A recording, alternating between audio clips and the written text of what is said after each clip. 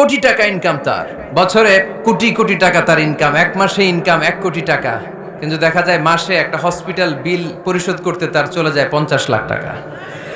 আছে না নাই? ওয়াইফের ক্যান্সার, যার নেই কোনো অ্যান্সার, ছেলে ইয়াবা খায়, ওরে দেয়া লাগে 20 লাখ, বাড়ি ভাড়া, খাওয়া দাওয়া ইত্যাদি খরচ শেষে দেখা যায় মাস শেষে আরো 20 লাখ ঋণের মধ্যে পড়ে আছে না নাই? কিন্তু মাসে ইনকাম ছিল কত? 1 কোটি, কিন্তু মাস শেষে দেখা যায় 20 লক্ষ টাকা ঋণের বোঝায় চাপা পড়ে আছে। আর রিক্সাওয়ালা, ওর বেতন নাই, যা পারে ইনকাম করে প্রতিদিন, মাসে অন অ্যান অ্যাভারেজ তার ইনকাম 5,000। কয় হাজার?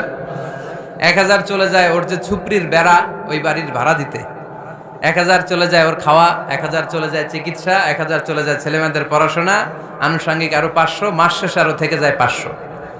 সুবহানাল্লাহ কইতে পারলেন না? 1 কোটি টাকা ইনকাম করেও 20 লক্ষ টাকা ঋণের বোঝায় চাপা পড়ে আছে। আর 5,000 টাকা ইনকাম, মাস শেষে কত থাকে? 500। কারণ ওর পুরো ইনকামটাই হালাল। ওর পুরো ইনকামটা কি?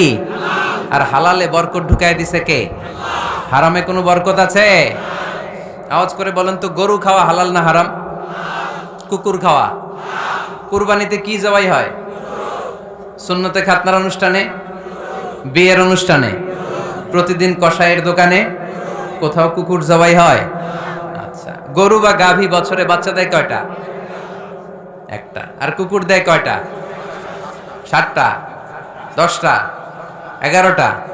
জন্ম নিয়ন্ত্রণ নাই তো, দেদারসে দিচ্ছে, ফ্যামিলি প্ল্যানিং নাই, তাই না?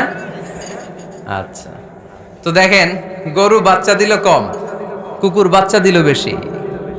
গরু জবাই হয় বেশি, কুকুর জবাই হয় না। গরু আমরা খাই বেশি, কুকুর খাই না। তারপরেও কসবায় গরু বেশি না কুকুর বেশি?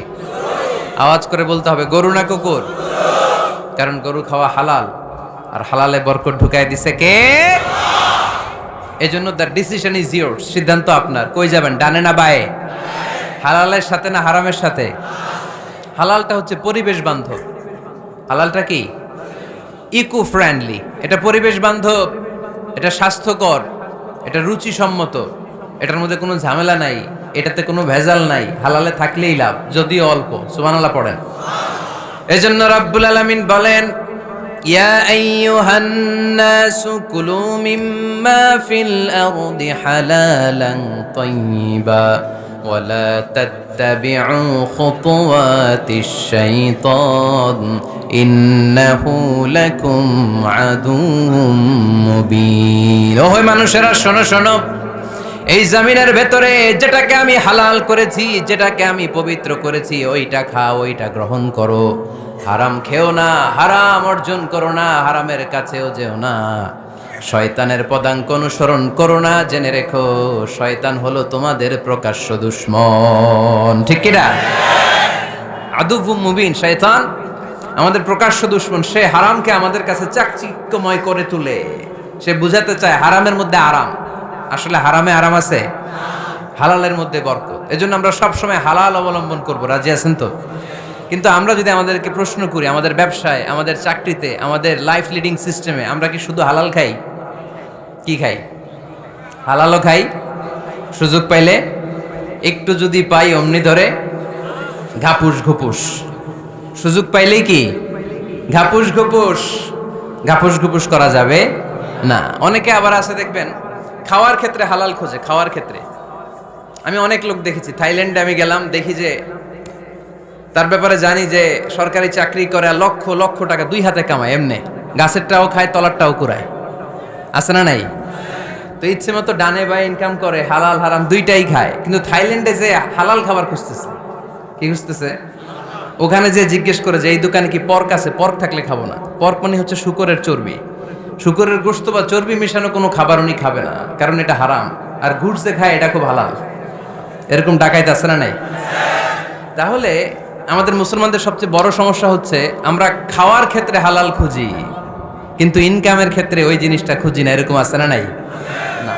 Your food should be halal, your drinks should be halal, your income should be halal, your dress up, your fashion should be halal, and your entertainment should be halal. আপনার পোশাক হতে হবে হালাল, আপনার খাদ্য হতে হবে হালাল, আপনার উপার্জন হতে হবে হালাল, আপনি যে বিনোদন করছেন এই বিনোদনটাও হতে হবে হালাল। চিল্লায় বলেন ঠিক কিনা? হালাল বিনোদন লাগবে, হালাল ড্রেস আপ লাগবে। ছেলেরা কি স্বর্ণ পড়তে পারবে? ছেলেরা কি সিল্কের জামা পড়তে পারবে?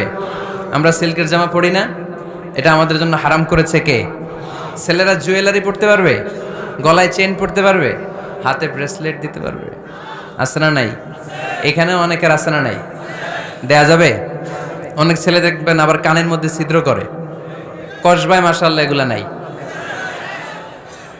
আমি বাঁচায় দেওয়ার জন্য কইলাম নাই, আবার ওরা কয় আছে। আছে আছে না, এগুলো করা যাবে? দাড়িতে চুলে কালো রং দেয়া যাবে? এটা ধোঁকাবাজি। এটা কি? মান গাশশানা ফালাইসা মিন্না। আল্লাহর হাবিব সাল্লাল্লাহু আলাইহি ওয়াসাল্লাম বললেন, the person who deceives us he is not among আস। যে আমাদেরকে ধোঁকা দেয় সে কখনো আমার উম্মত হতে পারে না। মদিনার খেজুরের বাজার ভিজিট করতে গেলেন আল্লাহর হাবিব সাল্লাল্লাহু আলাইহি ওয়াসাল্লাম, অডিট করতে গেলেন। যে খেজুরের স্তূপের ভেতরে আল্লাহর হাবিব সাল্লাল্লাহু আলাইহি ওয়াসাল্লাম হাত ঢুকায় দিলেন, ঢুকায় দিয়ে দেখলেন ভিতরে পানি, উপরে শুকনা খেজুর, ভিতরে ভিজা খেজুর। আল্লাহর হাবিব সাল্লাল্লাহু আলাইহি ওয়াসাল্লাম বললেন, ঘটনা কি? ভিজা কেন? ব্যবসায়ী বলতেছে বৃষ্টি হয়েছিল। কি হয়েছিল? তো বৃষ্টি হইলে তো তার নমুনা সব জায়গায় থাকবে। তখন আল্লাহর হাবিব সাল্লাল্লাহু আলাইহি ওয়াসাল্লাম দাঁড়িয়ে বলেছিলেন, খবরদার, মান গাশশানা ফালাইসা মিন্না।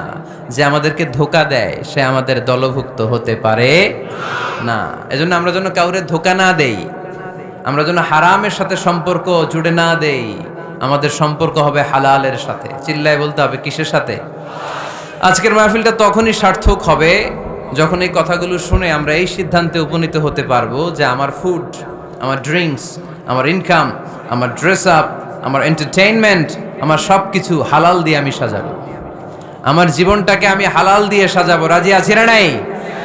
সব হালাল হইতে হবে। নারীদের ফ্যাশন, অনেক নারীরা ফ্যাশন সচেতন। খবরদার, নারীরা টাইট ফিটিং পোশাক পরতে পারবে না। পারবে? পাতলা পোশাক পরতে পারবে না। তারা নিজেদেরকে আবৃত করে রাখতে হবে। টাইট ফিটিং পোশাক পরতে পারবে না, অন্য ধর্মের পোশাক পরতে পারবে না, পর চুলা লাগাতে পারবে না। এই ফোর কর্নার্স, এই বর্ডারগুলো মেনে নারী যে কোনো ধরনের ফ্যাশন নিতে পারে। এই ফ্যাশনগুলোকে বৈধ করেছে কে?